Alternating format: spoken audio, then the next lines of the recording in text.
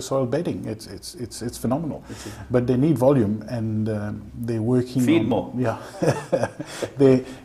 it's quite amazing to think that the training centre like Summerveld, without the Clearwood horses, is actually producing 25 tons a day. I mean, it's so much. Yeah, so now just if we brought up say 400 people from Clearwood up to Summerveld, are we happy that these tracks will take the extra load of people? Well, obviously, right now our tracks at Summerveld are virtually at capacity. You know, with the number of horses resident in Summerveld, and the horses that are resident outside that use the tracks, we're on capacity. So if you increase the number of horses at Summerveld, you will need to increase the training facilities.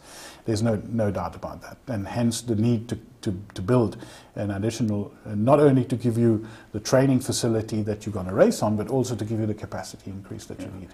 Now, just can you put the worry out of owners' minds who have horses at Ashburton? Now, they won't have that track. How will they be given permission to come and gallop here at Greyville or gallop at Summerveld to try their horses on the new synthetic surface? I think they will have to, Paul. Yes. You know, I think there's no discussion that they'll have to. We'll have to find a mechanism with horse transport to actually bring those horses for gallops, whether on the racetrack itself or at Summerveld if it's necessary. I mean, I believe the horses will need to be conditioned to the racing surface that they're going to race on. But fortunately, an all-weather surface can be used every day, so there's no reason why those horses can't come in and gallop at the race course, which gives them the added advantage of knowing the surroundings as well. But in the process gallop at Summerveld, yes, absolutely. I think it's vital. The success of all these all-weather tracks is the maintenance and the implements that are used. What is the problem? I think it's a problem if you get cross-contamination. How are we going to alleviate that? Yes, I mean, that's always the problem. With those running surfaces need a high level of care. And it's actually more expensive to maintain an all-weather surface than a grass surface. And make no mistake, it needs its own implements. It needs constant care, and there's no doubt that we will have to send our guys, our track managers, up to get experience. And the Newmarket colleagues that came out 2 weeks ago have we're very grateful. They've accepted that our guys go there and spend not just a week or two, spend a couple of months, so they can actually experience weather changes. 2 to 3 months at Newmarket with them and learn how to look after the tracks, how to maintain them, because as you know, it's a very capital intensive track, and we can't afford to replace those every few years. It has to be a long-term usage. Yeah.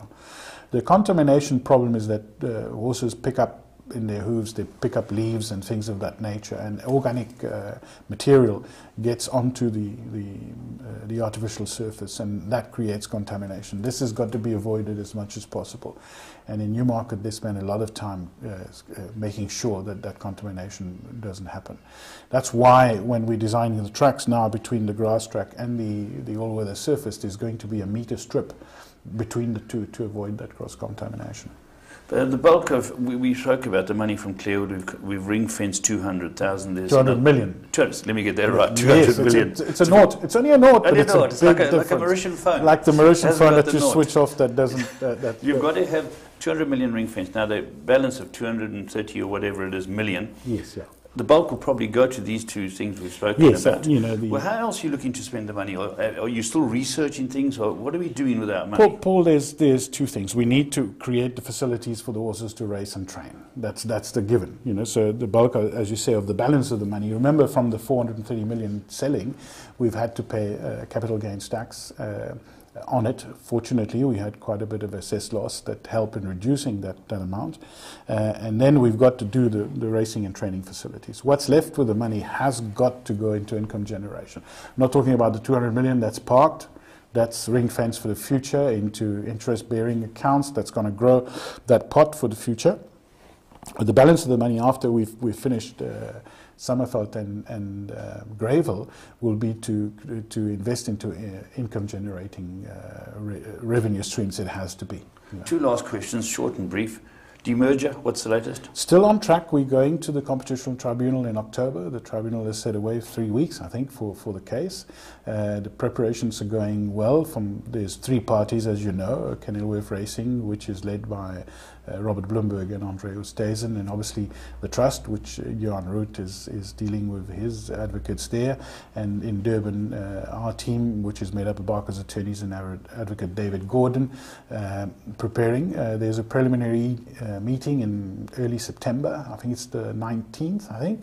And then the full appeal, which starts, if my memory serves me right, the 10th of October, set for 3 weeks. Now, that's not where it stops, because the tribunal can take up to 3 months to actually give you a result or a response to a decision.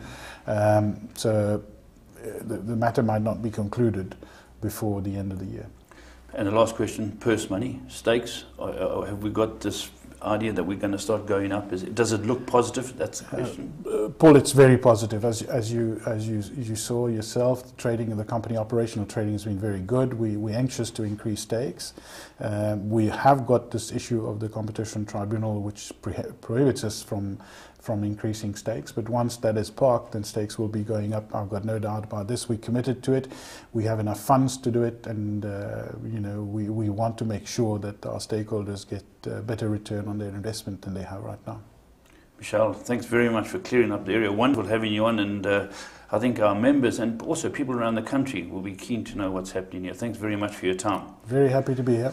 There we are. That's the CEO of Gold Circle, Gigi Narak. Wonderful having him in.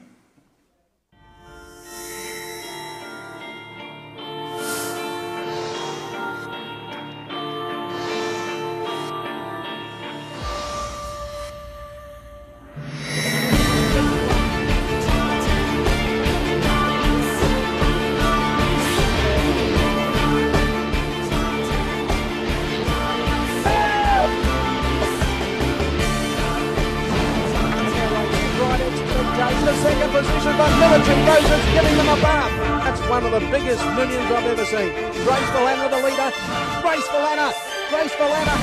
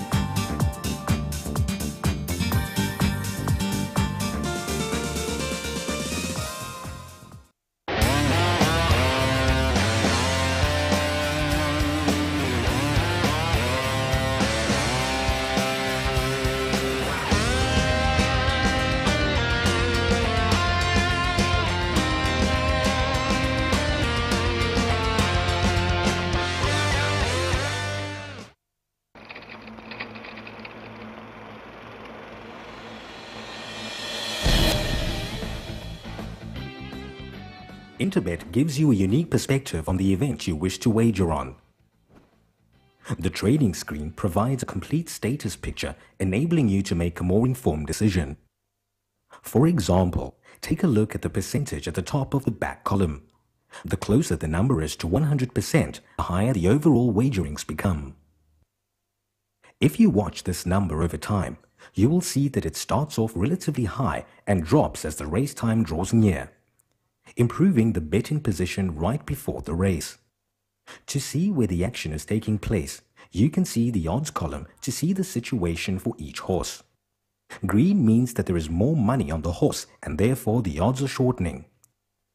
Red means that the odds are drifting, and black means that there has been no change. You can use these trends to better anticipate where the market is going and make more informed decisions when placing a bet on request, for example. Remember that as the race time gets closer, there is a chance you will run out of time and that your bet on request will not be confirmed also increases. Wagering on horses requires knowledge and luck, and we are here to help you gain the knowledge and get up-to-date information so you can make far more informed decisions and get an action-packed experience.